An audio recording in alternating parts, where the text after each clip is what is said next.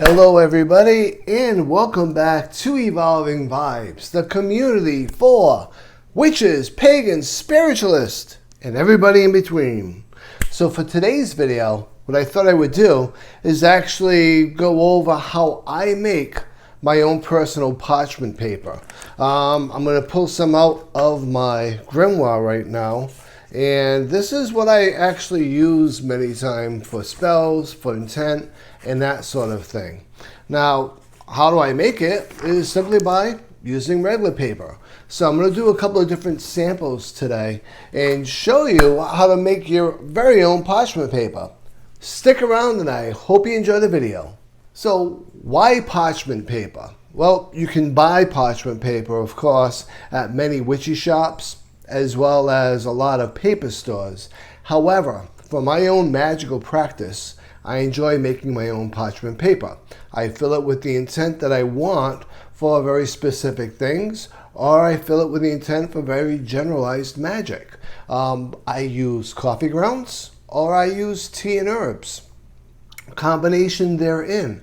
The choices are really yours. But what I do is I use coffee grounds on parchment paper when I want something done quickly, if I want something with protection, and that sort of thing. When I use parchment paper that's been infused with teas and with herbs, that's all about very specifically what the herb might be for. So, a couple of different ways that I like to make my own parchment paper, and everyone's going to be a little bit different, so feel free to make it your own. This is just my way of doing it. First, I like to use a round pizza pan, and I use this very specifically because it's round, because I'm casting a circle around my paper and I'm going to enchant it with the intent that I want to have for it. And so I don't want anything other than what I want for energy to enter into that circle. So personally, my first thing I like to do, which makes me, I think, a little unique anyway, is use a nice round pizza pan for the process. Now, the second thing that I use, obviously, to make parchment paper is coffee. So this is leftover coffee that I have throughout my past couple of days, because obviously you don't need a heck of a lot of it, but certainly you need a little bit of it. So this coffee is going to be used for a portion of my paper. Now, the other thing that I like to utilize is teas. So these are all actually fresh herbs that I have. I've got cornflower flowers, I've got chamomile, I've got calendula, and I've got a little bit of sage in there. And you can see how it looks both on top as well as the bottom. I'm just going to add water, and this will be made with my French press, which, by the way, if you haven't tried a French press, I highly, highly recommend it. That's the only way I drink coffee and the only way I drink tea now. The French press is absolutely amazing, and I love it. So let me know in the comments if you've used one or if you're even thinking about doing that. But all that being said, those are the two major components. And you choose the paper of your own choice, whatever vibes with you, however you want to do it. The one thing I will say though is if you use this art type sketchpad paper, it works great, but you can't really use it for putting inside your grimoire, for taping it down or gluing it down, because it's so porous, none of that actually works. So I generally use regular 20-pound type paper for that type of process. But I do use this for spell work because this is great for burning. Once you put your spell on there and you cast that, and you're going to cast it now into the universe by burning it, this is great for burning. If you're going to use it with water, this is also great for that because it disintegrates quite nicely. So this is much more versatile for the magical workings, where this type of paper is much more versatile for the everyday utilitarian type workings, where you're going to put it inside a Book of Shadows or a grimoire or anything like that. And the reality of it is, either one's going to work. You do you, and you decide just how you want to do it. So you need paper, you need the pizza pan, you need the ingredients, whether it be coffee, which I'm spilling everywhere, or whether it be tea. And then finally, you need a motive heat. So some people will say stick it inside your oven at like 200 degrees for 5-10 minutes. I don't do that personally, not for any safety reason, but I'm sure you could come up with about a dozen of them. But just because I'm not going to use the energy, turning the oven on and off and all of that. So what I do is in the summertime, I'll put it out in the sunlight in a really nice, hot, humid day, so it will dry up that way. And off season, like starting now, I'm going to use a plug-in radiator, one of those things that you can buy at any store.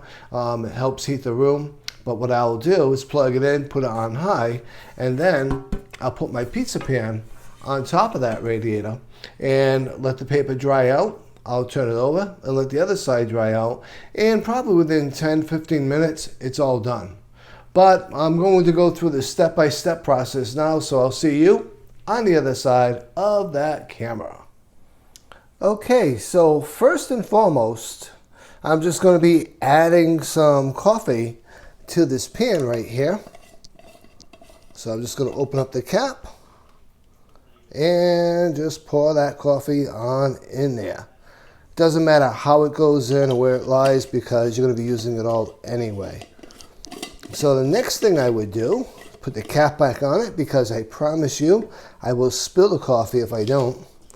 I would actually get my paper and let it soak in. Bottom side first, obviously. Then I would gently, key word here is gently, turn it over, and then do the same thing on the other side. And let the coffee really get into that paper and let the paper really absorb it. I like swishing it around, as you can see, to really get it in. And at this stage of the game, I would do an incantation. I've already done that for this paper, so I won't be doing that right now. Next I will get is my other pan. And I would take this paper, pick it up gently, and place it into my other pan, just like that. And now it's just going to go right on the heat. So now I'm going to be using this smaller paper right here. So I'm just going to add one piece at a time in, really let it soak on in on one side, then turn it over, and really let it soak on the other side. And I'm just going to turn it over one more time. And now I got to be really careful because the paper is getting super saturated. Therefore, it's going to start getting frail. So now I take it out and put it on my pizza pan. And I'm going to do the same thing twice more with two other pieces of paper, so we'll have three. Because, as you probably already remember, I really like working in threes. So next what we're going to do is take our French press right here and just push down all that tea. Get that goodness going on, right? And we're just going to pour it directly into the plate.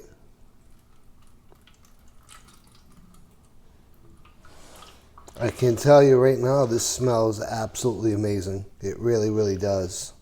And now what we're going to do is just get our pieces of paper and put it on in.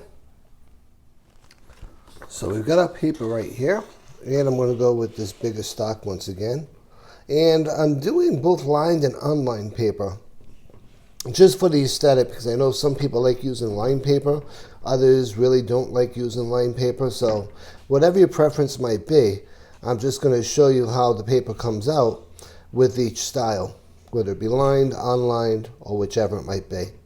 So I'm letting this get super saturated, as you can see. And I'm going to turn it over very carefully, of course. There we go. And let this side get super saturated as well. And I'm not going to let it sit for too long because the tea is clearly still warm. That's why you could see the steam rising off of it. And two, I don't want the paper to get so weak that I'm not going to be able to lift it up and put it on the plate. Here we go. And we're just going to pick this paper up. Let it drip a little bit. And we're just going to put it right back on this plate. Just that simple. Okay, so this too will go on the radiator to dry up. Okay, and finally, we're going to be doing the same thing with the smaller pieces of paper. I'm letting it soak in one at a time. There's one. Just going to put another piece in while I'm doing that one.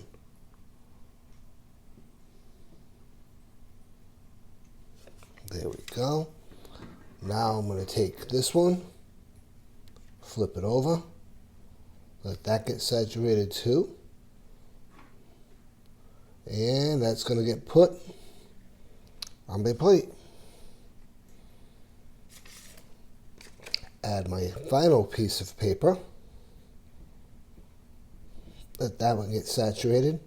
And again, the tea smells absolutely amazing, so this paper is really going to have an amazing scent to it between the chamomile and the calendula. There we go. Now it's important to say too that if you don't have herbs to mix inside of a French press, you can really simply just use tea bags. If you want to take the tea bag and cut it open and brew it like I did, you can actually take the tea particles and actually include that in the fluid as well. It's really all up to you and how you want to do it. And I go back and forth. Sometimes I put herbs inside of here and let them actually get into the paper as well. Other times I don't. Today I didn't because I wanted to keep it relatively simple for anyone that hasn't done this before. Hello everyone, and welcome back to the other side of the camera. So I did finish all of my parchment paper, and I just wanted to talk to you about it and show it to you. So to begin with, I put this video out for a very specific reason. It's going to be a full moon on Wednesday, and so you can actually make a plan for yourself to make your own parchment paper. You can either make it during the full moon and then put it out for the full moon energy, or you can take your plain piece of paper and put it out with the full moon energy to absorb and then make the parchment paper after. It's really up to you. But let's recap what I did and let's show you the result. So I took a plain piece of white paper, a plain piece of unlined paper, and some plain pad paper, just like that. And that's how I make my parchment paper. To start off with, I use coffee grounds from my French press, and this is the result of that paper. So this is the smaller paper. You can hear it. It sounds and smells really wonderful. And I actually, as it was drying, put some stainage on it so it'd be a little bit of water stain, because I do like that aesthetic as well. So these are the three pieces of the smaller paper that I did that with. Now for the white line paper, this is the white line paper. Again, I put some of the staining on there. I just tore the edge so you could see that you could either burn edges or you can tear the edges if you like that aesthetic. That's really up to you. You don't have to use the whole paper. You can actually cut it up and divide it up and make smaller petition papers out of it. But hear it. It really sounds and feels wonderful. And I do love the browning and the staining on it. And for the unlined paper, same thing goes. I put some staining on it. The edges really stained up nicely, and that's something that you can work on doing too. And again, the sound is awesome. Now, after I did the coffee, I took some chamomile and calendula, and I actually made a tea out of that. And this is the tea paper. It smells really wonderful, but here's the smaller pieces. You can see how that came out and hear it. It's got a nice golden hue to it, just like the tea would. And again, one of the smaller pieces. And again, you can hear it. Hearing it and feeling it in real time is really amazing.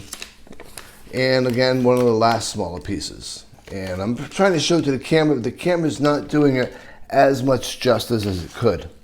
Here's the line paper. And what I did was actually put some more staining on it and on the edges. And you can probably see it from this standpoint, but you can hear it. It sounds really dense, really thick. It just really feels wonderful and sounds great. And for the unlined paper, And what I did was some additional staining on the online paper, and you can actually see how that really stood up with the tea. Now, one of the other things I did, which I didn't film, is I took some rose petals and I took some lavender, and I made another set of parchment paper using those two. So here's the smaller pieces. It's got this really cool purplish hue, combining lavender with rose. It smells really awesome, and you can hear it. It just really sounds great, and it feels great. And that's just two other smaller pieces. For a larger piece, I did the same thing with the lined paper, and I put a little bit more staining on it. And again, you can hear and feel how wonderful it is. And I did the same thing with the plain unlined paper. And same thing goes, it's got that same hue to it. You can't really pick it up on camera as much as I'd like. And again, you can hear it. So with this paper, you can infuse it with your own intentions. You can actually take the herbs that you are utilizing to align with your intentions and make your paper that way. You don't have to have any intention whatsoever for it, and just utilize it in your grimoire. Or when you're doing spell casting or you're doing any type of specific work, you can make the paper very specifically for that. It's really all up to you. After all, it is your practice. So I do hope you enjoyed this video. Let me know in the comments what you think, if you've ever done this before, if you're going to try it, and where you might get your parchment paper otherwise. I hope you enjoyed the video, and I look forward to seeing you in the next video. Please be sure to watch one of the two videos down below, because again, it does help that channel grow, and it does help our community grow higher and higher. And until the next video, please be sure, be safe, be well, and as always, be blessed.